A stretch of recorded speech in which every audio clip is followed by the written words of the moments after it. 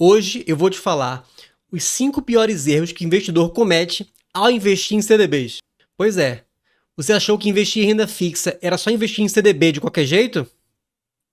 E digo mais, dessa lista talvez o quarto item você não conhecia e vai te surpreender. E aí, tá interessado? Então vem comigo. Fala pessoal, aqui quem fala é Marcelo Paixão, criador do canal, e hoje o papo é CDB, um dos investimentos mais populares do brasileiro. E para quem já conhece o canal, sabe que a ideia aqui é ser bem objetivo, então vamos direto ao ponto. Primeiro erro e talvez o mais comum, não se atentar ao indexador do título. Calma que eu explico. Geralmente todo CDB ele é indexado a alguma coisa. É uma taxa pré-fixada, 15, 10, 11, 5%. Ou ele pode ser, por exemplo, pós-fixado, 100% do CDI, 120% do CDI. E por que pós-fixado? Porque você não conhece o CDI do futuro, né? Então o seu valor vai depender do CDI no futuro. E também tem os CDBs que são IPCA+, que é IPCA mais alguma coisa. Ele é meio pré e meio pós-fixado. Por quê? Ele vai render o IPCA, que você não conhece ainda, por isso ele é um pós-fixado, mais um número. Por exemplo, IPCA mais 5,5%. O 5,5% você já conhece. Então ele vai render IPCA, que você não conhece, mais 5,5%. Ou seja, cada título se comporta de maneira diferente. Aqui não tem regra, mas como é que eu gosto de fazer? Primeiro, pré-fixado, eu corro fora. Não gosto. Por quê? Porque ele não te protege. Se você hoje pega, por exemplo, um pré-fixado de 10%, 11% que seja, e daqui a 1, 2, 3 anos, e por qualquer motivo a inflação sobe e a Selic tem que subir para, sei lá, 10, 15%, como já aconteceu, e você com dinheiro travado a 10, 11%, ou seja, zero proteção. Por isso, eu pessoalmente gosto muito dos títulos IPCA+, obviamente casando a data do título com a data do uso do dinheiro, né? Vamos dar um contexto aqui em termos de taxa, vem comigo. Aqui na tela a gente tem o gráfico da taxa Selic durante o tempo, num gráfico que vai desde 2010. Calma, não se assuste. Entenda o seguinte, aqui a gente tem 13, 14 anos mais ou menos de histórico, dá para ver que chegou num máximo de 14,25 aqui meados de 2015, 16, depois foi caindo bastante, chegou no mínimo de 2% aqui no segundo semestre de 2020. Mas qual o ponto em relação a esse gráfico aqui? O Brasil é um bom país, mas é um país complicado. E a Selic ela serve principalmente para controlar a inflação. Ou seja, se a inflação sobe muito, o Banco Central, no caso o Copom, ele pode subir a Selic para tentar controlar a inflação. Quando a inflação arrefece, ele baixa um pouco a Selic para poder destravar a economia. Quer ver isso na prática? Dá uma olhadinha aqui, ó. Eu vou usar o mesmo gráfico e vou colocar também a inflação do período. Aqui em azul, a taxa Selic no mesmo período, 2010 até 2024, e em laranja embaixo, a inflação. Então você vê que desses 13, 14 anos aqui, e dá para ver aqui no gráfico que a linha azul, que é a taxa Selic, está sempre acima da inflação. Quando a inflação sobe, a Selic também sobe para controlar a inflação. Quando a inflação desce, a Selic desce também. Dá para ver aqui uma correlação muito forte.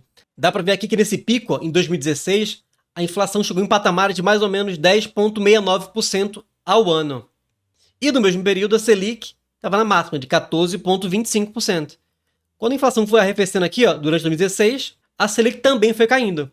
E aqui em 2020 é onde acontece a parte mais complicada do gráfico. O que muita gente fala, e eu aqui só reproduzo, a taxa Selic aqui ela caiu demais, chegou até 2% e foi mantida por 2% por muito tempo. E aqui em 2020, quando a inflação desse galope aqui, notadamente por conta daquele evento de proporções globais que todo mundo conhece, o que se diz também é que demorou-se muito para subir a Selic.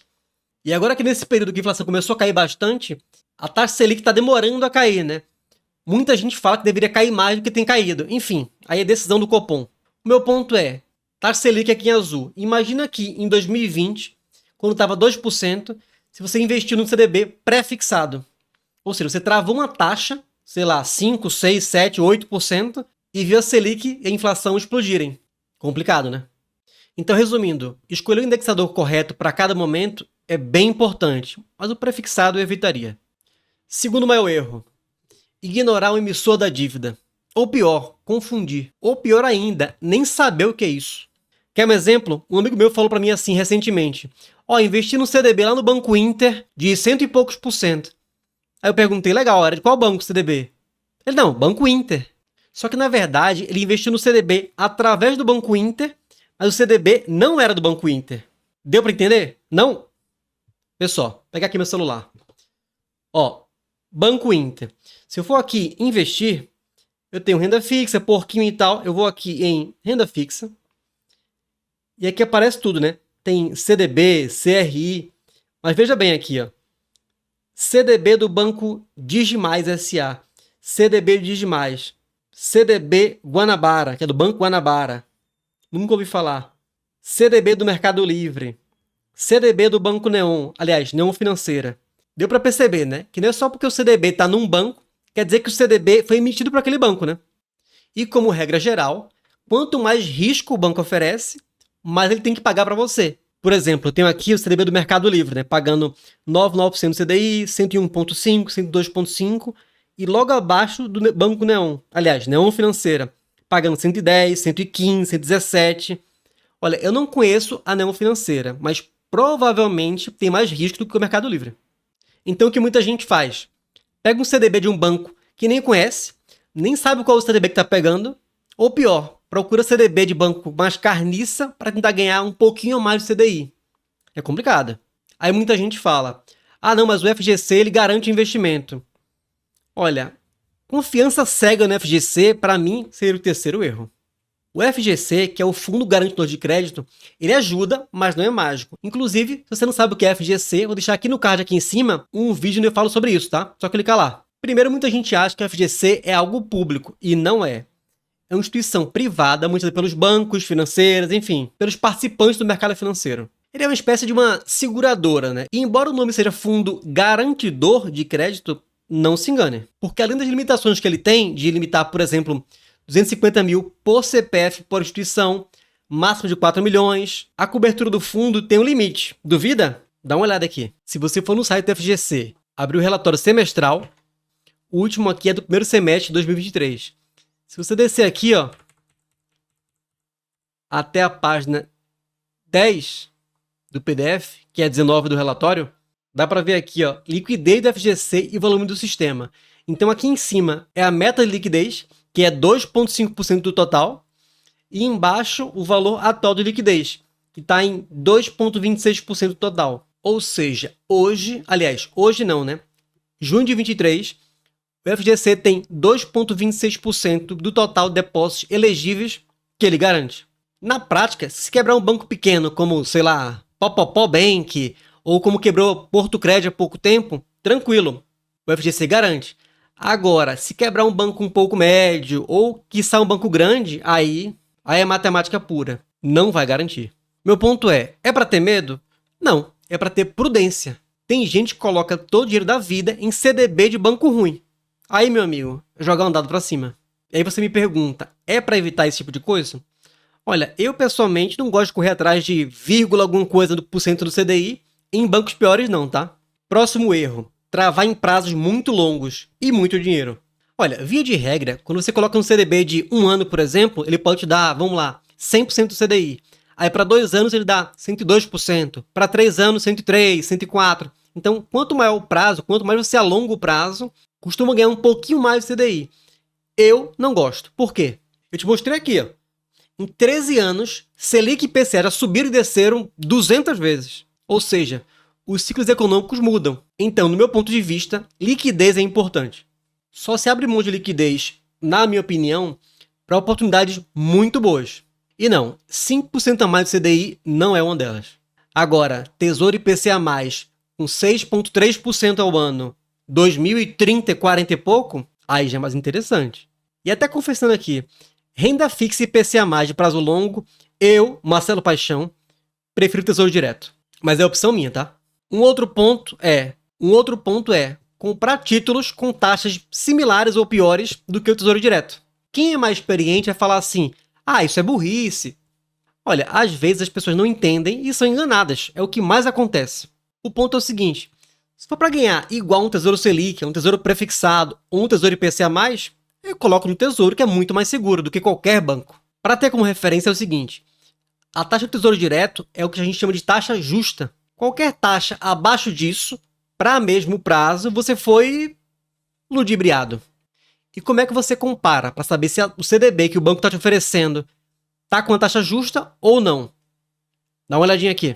Ó, tesourodireto.com.br. Eu vou aqui em títulos, preços e taxas. E aqui, por exemplo, ó, Tesouro Prefixado, eu tenho 2026 e 2029. O 2026 ele vence em janeiro de 26 e o 2029 vence em janeiro de 29. Então vamos lá, se te oferece um CDB prefixado para o vencimento de 2026 com uma taxa de 9,5, vale a pena ou não? Óbvio que não, porque o Tesouro Pré de mesma data está por 9,74 e qualquer CDB é mais arriscado do que um Tesouro Direto. Já se for um CDB prefixado 2029, a taxa justa é 10,31% ao ano. Abaixo disso, nem olhe. Aliás, abaixo não. Se for igual também, não vale a pena. Quanto maior o risco do emissor da dívida, maior tem que ser essa diferença. No caso do Tesouro Selic, a referência é o CDI. Então, qualquer coisa abaixo de 100% do CDI, não vale a pena. Acima, a mesma lógica. Quanto mais arriscado o emissor do CDB, mais ele vai pagar acima do CDI. E no Tesouro IPCA, a gente tem o IPCA 2029, 2035 e 2045. O 29 hoje está com a taxa de IPCA mais 5,20%. Ou seja, você tem um CDB que rende IPCA mais, sei lá, 5,3% e vence em 2029, não vale a pena, que ele paga pouquíssima coisa a mais do que os 5,20% do Tesouro. Aí você me pergunta, e se for um Tesouro prefixado com prazo diferente do Tesouro Direto? Se for, por exemplo, um Tesouro prefixado 2027, e não tem aqui. Essa dica é difícil ver aqui no YouTube, tá? Você pesquisa por taxa títulos públicos Anbima e vai cair aqui, ó, site da Anbima. Fica tranquilo que eu vou colocar aqui, ó, na descrição o link para isso também, tá? No site da Anbima dá para ver aqui dá para ver todos os prazos, todas as taxas. Então, por exemplo, se é um Tesouro Pré 2027, e a gente está agora em 2024, teria 2024, 2025, 2026. 3 anos do CDB, né? Então, como são 3 anos de prazo e cada ano são 252 dias úteis, 252 vezes 3, 756. Eu procuro aqui, ó, vértices 756, que é o ano, 3 anos exatamente, né? Então, eu venho aqui no pré, ó, ETTJ, pré, 9,86%. Então, a taxa justa para esse CDB prefixado 2027 é 9,86%. Qualquer coisa abaixo disso não vale a pena. E se for um CDB IPCA+, de um prazo que não tem aqui, por exemplo, CDB IPCA+, 2030, mesma coisa. Supondo que ele vencesse, por exemplo, em janeiro de 2030, para deixar a conta mais fácil. Então, vamos lá. Qual a duração dele, né? Como a gente está em 2024, então seria 2024, 25, 26, 27, 28, 29. 6 anos de duração. 252 dias úteis que eu tenho no ano, vezes 6, 1.512. Volto à tabela, vou procurar o vértice aqui, ó, 1.512, e eu busco aqui, ó, é TTJ e IPCA, 5,22. Ou seja, a taxa justa de um IPCA mais 2030 seria 5,22%. E óbvio, por ser um CDB e não um tesouro, ele deveria pagar mais que isso. Olha, só essa informação eu tenho certeza que já vale, ó, uma inscrição aqui no canal, tá? Deixa o like, se inscreve, ativa o sininho, assim você fortalece o canal e é notificado a cada novo vídeo, beleza? Se ficou com alguma dúvida, comenta aqui embaixo que eu respondo todos os comentários, tá? E além disso, se você ficou perdido em relação a algumas siglas, vou deixar aqui, aqui do lado um vídeo que eu falei sobre todas as siglas do mercado financeiro, tá? Todas não, mas grande parte delas, beleza? Eu espero que agora você consiga investir melhor no CDB. Eu te espero no próximo vídeo. Valeu!